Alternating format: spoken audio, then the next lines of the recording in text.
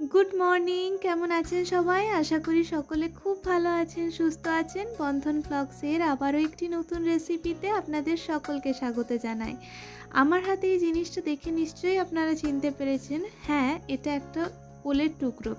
তো এটা যেহেতু দেশি ওল নয়, এটা কিন্তু এমনি আমাদের যে ওলটা সবসময় পাওয়া যায় সেই ওলটা। তো আজকে আমি এটা দিয়েই রেসিপিটা বানাবো। আপনারা চাইলে দেশি ওল দিয়েও কিন্তু বানাতে পারেন। তো সেই জন্য ওলটাকে এরকম বড় বড় টুকরো করে কেটে ভালো করে ধুয়ে নিয়েছি। এবারে প্রেসার কুকারে আমি 4 থেকে 5টা সিটি দিয়ে ভালোভাবে সেদ্ধ করে নেব। এই সময় কিন্তু এর মধ্যে নুন টুন কিছু দেওয়ার দরকার নেই। তো আজকে রেসিপি হচ্ছে ওলের ভর্তা। কে কে আপনারা ওলের ভর্তা করে খান অবশ্যই কিন্তু আমাকে জানাবেন। আর এই যে ওলটা সেদ্ধ হওয়ার পর আমি ঠান্ডা করে নিয়েছিলাম, এবার একটা কাঁটা চামচ দিয়ে ভালোভাবে আগে স্ম্যাশ করে নেব। তো এটা স্ম্যাশ করে নিতে থাকি আমি।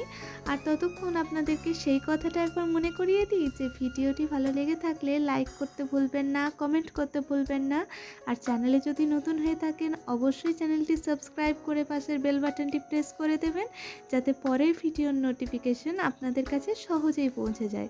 তো আপনাদের সাথে গল্প করতে করতে আমার কিন্তু ওলটা স্ম্যাশ করা প্রায় হয়ে গেছে।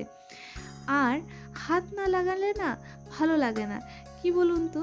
যতক্ষণ না এই ভর্তার রেসিপিতে হাতের স্পর্শ না যায় ততক্ষণ কিন্তু এই রান্নার স্বাদ খোলে না।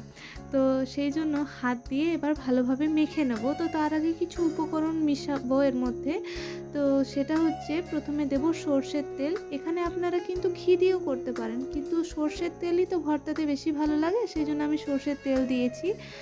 আর সেই সঙ্গে অনেক সময় ওল খেলে গলার মধ্যে একটু কামড়ায়, গলাটা একটু ধরে আসে। তো সেই জন্য অনেকে খেতে চান না ওলটা। তো এই কারণে আমি আজকে ওলের ভর্তায় একটু পাতিলেবুর রস দিয়েছি। আর লেবুর রসটা দিলে কিন্তু এর ফ্লেভারটা খুব ভালো আসে। আর এর মধ্যে আমি লঙ্কা দেব, কিন্তু পরে দেবো। আর দেব পরিমাণ মতন লবণ। তো এই দিয়ে ভালোভাবে ওলটাকে আগে মেখে নেব। এই পর্যায়ে কিন্তু আপনারা অল্প কিছুটা, মানে হাফ টিস্পুনেরও কম, একটু সর্ষে বাটা অ্যাড করতে পারেন। কিন্তু সর্ষে বাটাটা আমি দিচ্ছি না, কারণ অনেক সময় ওই কাঁচা সর্ষে বাটার থাকার জন্য অনেক সময় গলাটা জ্বালা করে। তো সেই জন্য আজকে আমি একদম সিম্পল ওয়েতে ওলের ভর্তাটা রেডি করেছি। তো এই যে ভালোভাবে সুন্দর করে চটকে মেখে নিলাম। একদম এমনভাবে ওলটাকে সেদ্ধ করবেন যেন হাত দিয়ে মাখার পর এর মধ্যে কোনো দানা দানা ভাব না থাকে।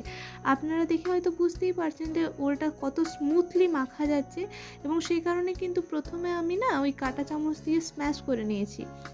তো এই যে ভালোভাবে মেখে নিয়েছি। এবার যে কাঁচা লঙ্কাটা আছে সেই কাঁচা লঙ্কাটাও কিন্তু এর মধ্যে ভালোভাবে মেখে নেব। তো বাবানের জন্য একটু তুলে রাখি, কারণ ও তো বেশি ঝাল খেতে পারে না। তো সেই জন্য ওরটা তুলে রেখে আমাদেরটাতে একটু বেশি করে লঙ্কা দিয়ে দিলাম। আর ওলের ভর্তা একটু ঝাল না হলে ভালো লাগে না। গরম গরম ভাতে প্রথম পাতে কিন্তু এরকম একটা রেসিপি থাকলে খুব ভালো লাগে। তো বাড়িতে সকলে এভাবে অবশ্যই ট্রাই করবেন, আর আমায় কিন্তু জানাবেন যে আজকের রেসিপি আপনাদের কেমন লাগলো।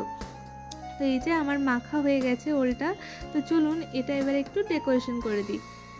সার্ভ করার জন্য আমি এখানে একটা এরকম ছোট্ট বোল নিয়েছি, আর এর মধ্যে লঙ্কা আর এক টুকরো পাতিলেবু দিয়ে এটা ডেকোরেট করে দেবো। তো আজকের রেসিপি আপনাদের কেমন লাগলো জানাতে ভুলবেন না। ভালো লাগলে লাইক করবেন, কমেন্ট করবেন, শেয়ার করবেন। আর চ্যানেলে নতুন হয়ে থাকলে অবশ্যই চ্যানেলটি সাবস্ক্রাইব করে দেবেন। দেখা হচ্ছে আবার নেক্সট ভিডিওতে। সকলে ভালো থাকুন, সুস্থ থাকুন। ধন্যবাদ।